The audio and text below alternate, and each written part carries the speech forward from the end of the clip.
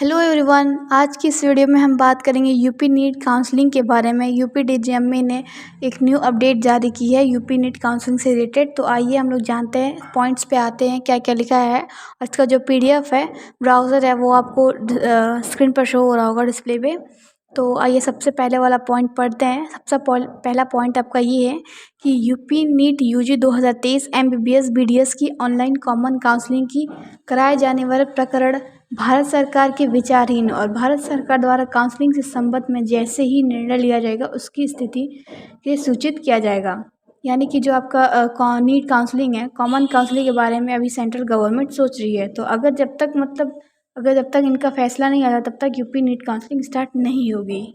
Second point पर आते हैं। लिखा है किसी भी अनाधिकृत संस्था, व्यक्ति अथवा स्वयं के स्तर पर किए जाने वाले समस्त प्रवेश पूर्ण रूप से अवैध माने जाएंगे। यदि भविष्य में ऐसे अनाधिकृत प्रवेश के संबंध में इस कार्यालय में कोई शिकायत प्राप्त होती है, इसका संपूर्ण उत्तरदायित्व अभ्यर्थी का स्वयं होगा, जिस पर विभाग की कोई जिम्मेदारी नहीं होगी। इसका मतलब ये हुआ कि अगर आप यूपी के कॉलेजेस में एडमिशन लेते हैं तो सिर्फ आप काउंसलिंग के माध्यम से ही इन सभी कॉलेजेस में एडमिशन ले सकते हैं। अगर आप दूसरी तरीके से इन कॉलेजेस में एडमिशन लेने के बारे में सोचेंगे तो ये गलत होगा। और कार्यालय में कोई शिकायत प्राप्त होती है तो इसकी पूरी जिम्मेदारी अभ्यर्थी की होगी, जिस पर विभाग की कोई भी जिम्मेदारी नहीं होगी। जो थर्ड पॉइंट है, भारत सरकार द्वारा आयोजित नीट परीक्षा में सफल घोषित किए गए अभ्यर्थी ही यूपी नीट यूजी 2023 काउंसलिंग प्रक्रिया में प्रतिभाग करने हेतु अर्ह रहेंगे। यानी कि जो सरकार की तरफ से जो नीट यूजी का एग्ज़ाम होता है, इसमें जो बच्चे पार्टिसिपेट लेते हैं और जो बच्चे पास होते हैं वही बच्चे इन काउंसलिंग में पार्टिसिपेट ले सकते हैं। यहाँ की यूपी नहीं, यहाँ की सारे स्टेट ऑल ओवर इंडिया में अगर कहीं भी आप काउंसलिंग के थ्रू एडमिशन लेते हैं तो आपको नीट क्वालिफाइड होना सबसे ज़्यादा ज़रूरी है, वरना आप पार्टिसिपेट नहीं कर सकते हैं।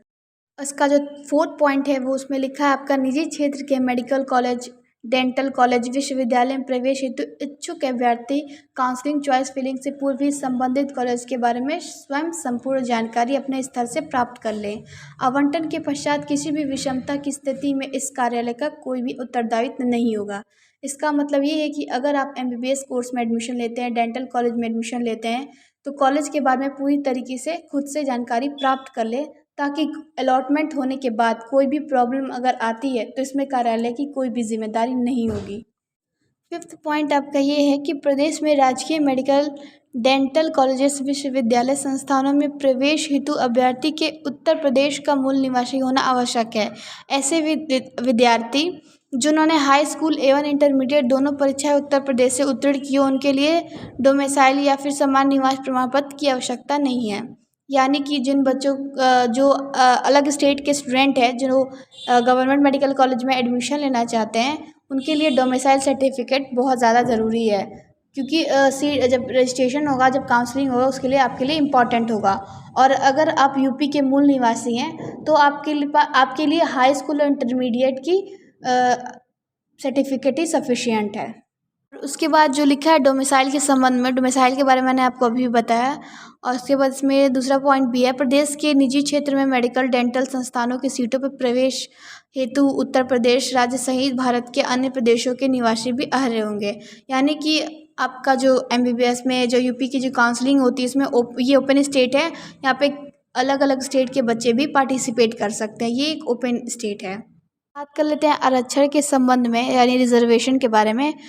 आरक्षण अन्य पिछड़ा वर्ग, अनुसूचित जाति के बारे में है। यानी कि जो कैंडिडेट ओबीसी या ईडब्ल्यूएस सीट क्लेम करना चाहता है, उसका जो प्रमाण पत्र है वो 1 अप्रैल 2023 के बाद का होना चाहिए। अगर इससे पहले का है तो वो आपके लिए वैलिड नहीं होगा काउंसलिंग के लिए। तो अगर आपका अपडेट नहीं है तो उसे जाकर न्यू बनवा लें। आज नेक्स्ट पॉइंट में इसमें लिखा है एमसीसी द्वारा एक पब्लिक नोटिस आई थी पीडब्ल्यूडी सर्टिफिकेट के लिए। यानी कि 16 सेंटर्स दिए गए थे जहां पे आप विजिट करके फिजिकली एग्ज़ाम दे सकते हो और आपको ऑनलाइन मोड पर सर्टिफिकेट दिया जाएगा।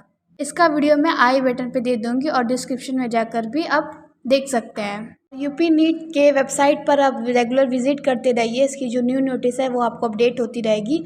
इसका जो ऑफिशियल वेबसाइट है www.dgme.gov.in है, या फिर www.up.neet.gov. के निरंतर अवलोकन करते रहें।